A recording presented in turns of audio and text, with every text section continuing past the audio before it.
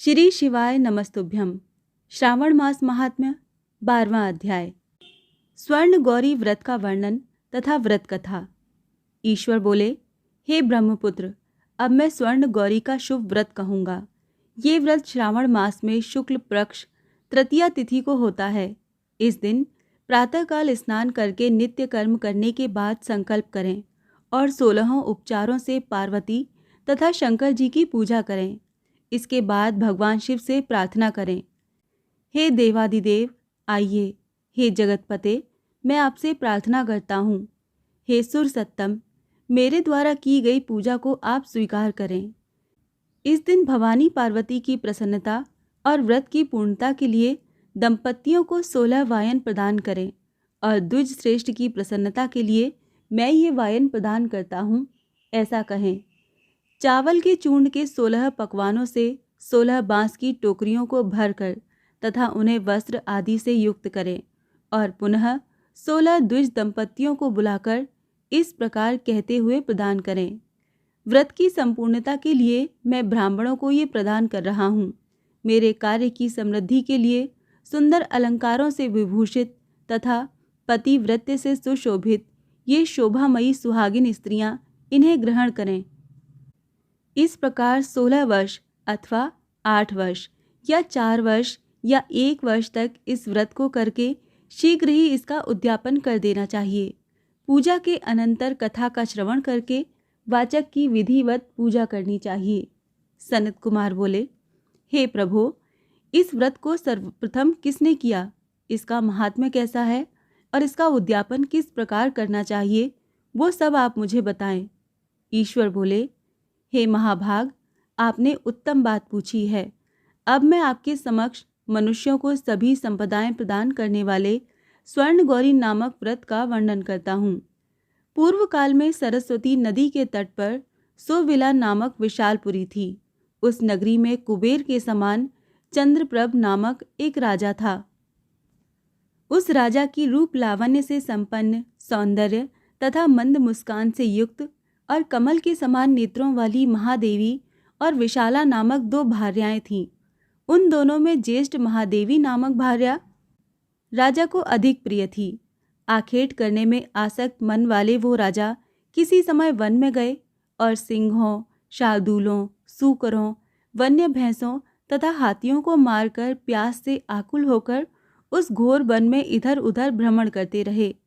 राजा ने उस वन में चकवा चकवी तथा बतखों से युक्त, भ्रमरों तथा पिकों से समन्वित और विकसित मल्लिका, चमेली, कुमुद तथा कमल से सुशोभित अप्सराओं का एक सुंदर सरोवर देखा।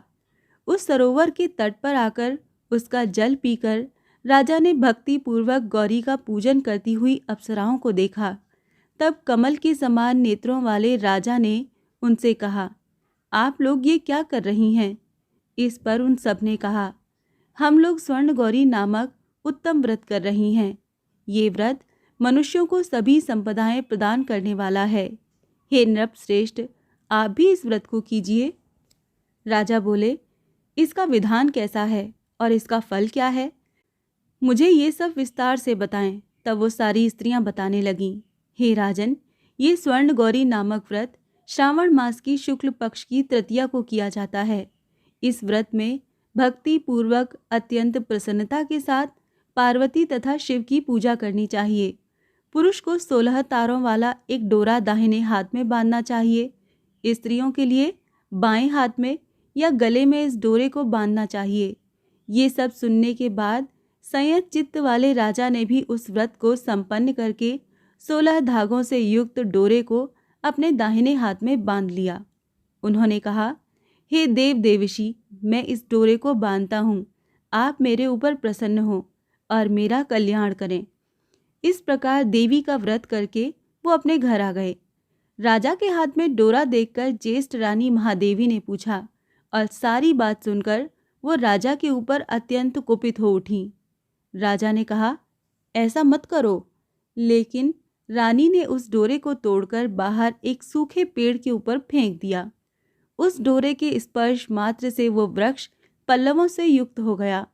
उसके बाद उसे देखकर दूसरी रानी भी आश्चर्यचकित हो उठी और उस वृक्ष पर स्थित टूटे हुए डोरे को उसने अपने बाएं हाथ में बांध लिया। उसी समय से उसके व्रत के महात्म्य से वो रानी राजा के लिए अत्यंत प्रिय हो गई। वो ज्येष्ठ रानी व्रत के अपचार के कारण राजा से त्यक्त होकर दुखित हो वन में चली गई। अपने मन में वो भगवती देवी का ध्यान करते हुए मुनियों के पवित्र आश्रम में निवास करने लगी।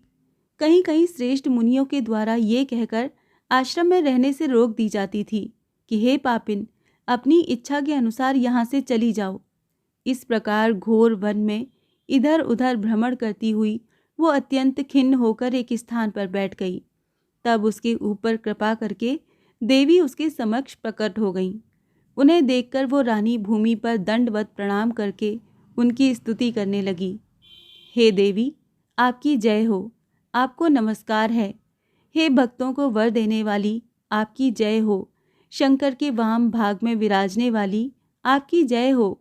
हे मंगल मंगले, आपकी जय हो। तब देवी की भक्ति के द्वारा वरदान प्राप्त करके और उन गौरी की अर्चना करके उसने जो व्रत किया, उसके प्रभाव से रानी के पति उसे घर ले आए। उसके बाद देवी की कृपा से उसकी सभी कामनाएं पूर्ण हो गईं। राजा सभी समृद्धियों से संपन्न होकर उन दोनों के साथ पूर्ण रूप से राज्य करने लगे। अंत में राजा ने उन दोनों रानियों सहित शिव पद को प्राप्त किया। जो स्वर्ण गौरी के इस उत्तम व्रत को करता है, वो मेरा तथा गौरी का अत्यंत प्रिय होता है और विपुल लक्ष्मी प्राप्त करके तथा भूलोक में शत्रु समूह को पराजित कर शिवजी के विशुद्ध लोक को जाता है। हे सनत कुमार, अब आप दत्त चित्त होकर इस व्रत के उद्यापन की विधि सुनिए। चंद्रमा तथा तारा बल से युक्त शुभ तिथि तथा शुभ वार में एक मंडप बनाकर उसके मध्य में अष्टदल कमल के ऊपर धान्य रखकर उस पर एक कुंभ स्थापित करें। पुनः उसके ऊपर 16 पल प्रमाण का बना हुआ एक तिल पूरित ताम्रमय पूर्ण पात्र रखें और उस पर पार्वती शंकर की 2 प्रतिमाएं स्थापित करें। शिवजी की प्रतिमा श्वेत वर्ण के 2 वस्त्रों तथा शुक्ल वर्ण के यज्ञोपवीत से सुशोभित हो। उसके बाद वेदोक्त मंत्रों से विधिवत उनकी प्रतिष्ठा करें और भली भांति पूजा करके रात्रि में जागरण करें। इसके अनंतर प्रातःकाल पूजा करने के बाद होम करें। सर्वप्रथम ग्रह होम करके प्रधान होम करें। हवन के लिए यव मिश्रित तिल घृत से पूर्ण रूप से सशक्त होना चाहिए। 1000 अथवा 100 आहुति डालनी चाहिए। उसके बाद वस्त्र, अलंकार तथा गौ के द्वारा आचार्य की पूजा करनी चाहिए और वायन प्रदान करना चाहिए। इसके बाद ब्राह्मणों को भोजन कराना चाहिए। साथ ही 16 दंपतियों को भी भोजन कराना चाहिए। अपने द्रव्य सामर्थ्य के अनुसार उन्हें भूयसी दक्षिणा देनी चाहिए। अंत में हर्षोल्लास से युक्त होकर बंधुओं के साथ स्वयं भोजन करना चाहिए। इस प्रकार श्री स्कंद पुराण के अंतर्गत ईश्वर सनत कुमार संवाद में श्रावण मास महात्म्य में तृतीया में स्वर्ण गौरी व्रत कथन नामक 12वां अध्याय पूर्ण हुआ। श्री शिवाय नमस्तुभ्यम।